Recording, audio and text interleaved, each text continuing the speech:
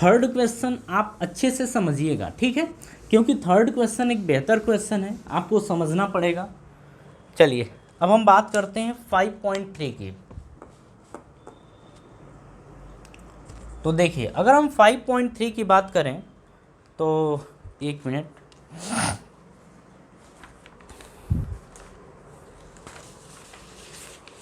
Sorry, हाँ जी 5.3 देखिए क्या बोल रहा है।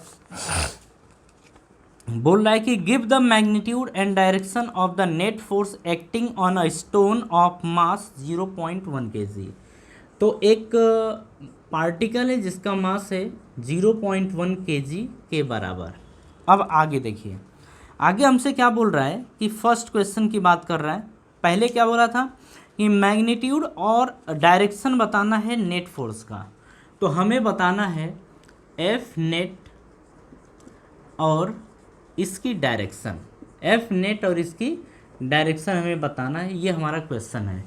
चलिए ए पार्ट की बात करते हैं। क्या बोल रहा है, बोल रहा है कि just after it is drop from the window of a stationary train.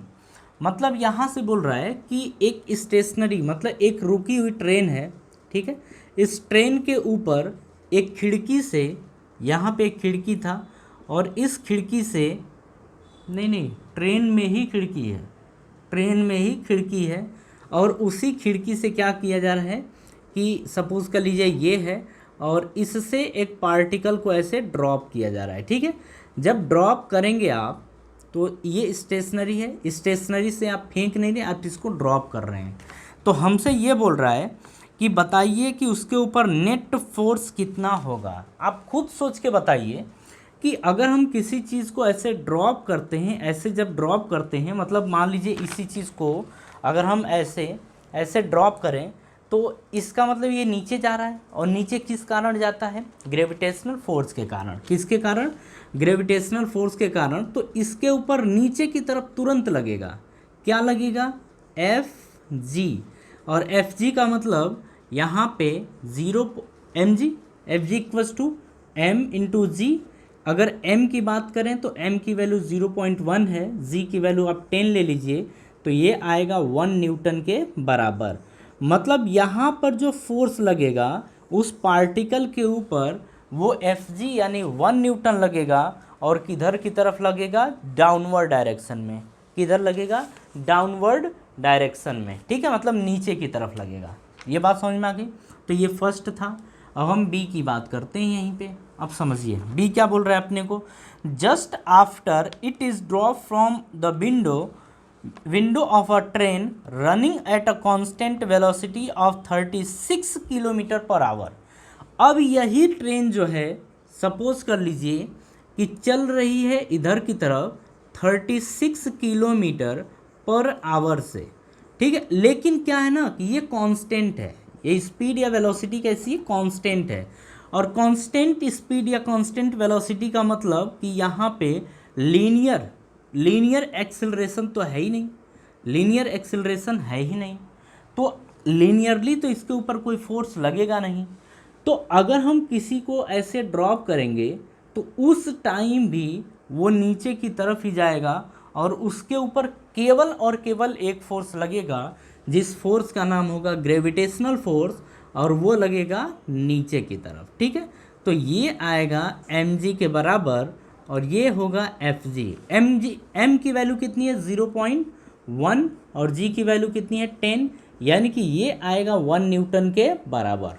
तो यहाँ पे ग्रेविटेशनल फोर्स जो आएगा वो 1 न्यूटन के बराबर आएगा, ठीक है। हाँ जी, देखिए यहाँ पे बात हो रही है जस्ट आफ्टर की, मतलब हम यहाँ पे बोल रहे हैं कि जैसे ही ट्रेन एक्सेलरेट करना जैसे ही शुरू की, केवल उस टाइम की बात हो रही है, ठीक है। अब यहाँ पे ध्यान से समझिए, अगर ट्रेन जस्ट एक्सेलरेट कर रही है और जस्ट की बात हो रही है तो वो एक अलग केस होता है, ठीक है। लेकिन अब बात हो रही है कि जस्ट के बाद, जस्ट आफ्टर यानी जस्ट के बाद यानी कुछ समय बाद की बात हो रही है। तो अगर कुछ समय बाद की बात हो रही है और उस पार्टिकल को कुछ समय बाद अगर ऐसे छोड़ा जाए तो उस टाइम का केस अलग होता है और जस्ट एक्सेलरेटिंग कंडीशन का केस अलग होता है। ठीक है, ये दोनों बातें अलग अलग हैं।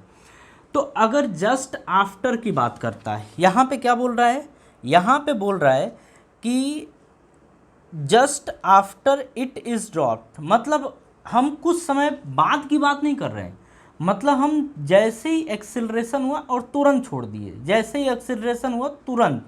अब तुरंत की बात हो रही है, तो तुरंत वाले केस में यानी कि जस्ट इस वाले केस में क्या होगा, इसकी अहमियत नहीं रहेगी, अभी अभी रहेगी, मतलब इस टाइम केवल और केवल ग्रेविटेशनल फोर्स की बात होगी। ठीक है, लेकिन अगर कुछ समय बाद की बात होती तो इसकी बात होती, लेकिन जस्ट की बात होगी तो उस पार्टिकल के ऊपर केवल और केवल ग्रेविटेशनल फोर्स लगेगा।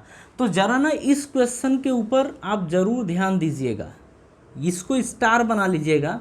ये जस्ट आफ्टर की बात कर रहा है, कुछ समय बाद की बात नहीं कर रहा है। ठीक है, तो जस्ट आफ्टर में केवल और केवल ग्रेविटेशनल फोर्स लगेगा। और अगर इसकी बात करें तो m की वैल्यू कितनी दे रखी है, तो m की वैल्यू है 0.1, तो ये 0.1 आएगा। g की वैल्यू कितनी है 10, यानी कि इसके ऊपर कितना लगेगा 1 न्यूटन का फोर्स लगेगा। मतलब जैसे ही ट्रेन एक्सेलरेट करना शुरू की, एकदम जैसे ही एक्सेलरेशन शुरू हुआ उस टाइम भी उस पार्टिकल के ऊपर कितना फोर्स लगेगा, 1 न्यूटन लगेगा, वो भी किस डायरेक्शन में, डाउनवर्ड डायरेक्शन में। ठीक है, ध्यान से आप समझिएगा। चलिए सॉरी, डी की बात कर लेते हैं यहाँ पे कि डी क्या बोल रहा है।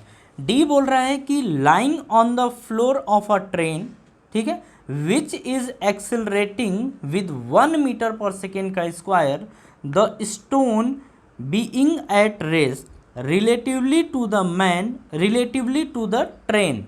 अब ये बोल रहा है कि जैसे हम उसी चीज़ को अब ड्रॉप कर रहे हैं, ठीक है, उसी चीज़ को अब क्या कर रहे हैं, ड्रॉप कर रहे हैं, लेकिन अब ट्रेन क्या है, ट्रेन एक्सेलरेट करना शुरू कर दी है। जब ट्रेन एक्सेलरेट करना अगर शुरू कर देती है तो उस टाइम इस पार्टिकल के ऊपर ग्रेविटेशनल फोर्स की अहमियत ख़त्म हो जाती है और किसकी अहमियत शुरू हो जाती है, फिर ये शुरू हो जाती है लीनियर एक्सेलरेशन की। और ये बोलेंगे कि ये 1 मीटर पर सेकेंड के स्क्वायर से एक्सेलरेट करना मतलब ट्रेन जब शुरू कर दिया है, कुछ समय बाद की बात है, तो यानी कि जब हम पार्टिकल को ऐसे छोड़ेंगे तो वो पार्टिकल भी ट्रेन के एक्सेलरेशन के साथ ही चलेगा। मतलब अगर हम बात कर रहे हैं, ये सारी चीज़ें अगर आप देखें तो हम पहले ही इस चीज़ को डिस्कशन कर चुके हैं कि देखिए क्या होता है कि ट्रेन जिस एक्सेलरेशन से चलेगी और आप पार्टिकल लिए पड़े हाथ में, या जिस वेलोसिटी से ट्रेन जाएगी उसी वेलोसिटी से आपका ये पार्टिकल साथ में जाता है।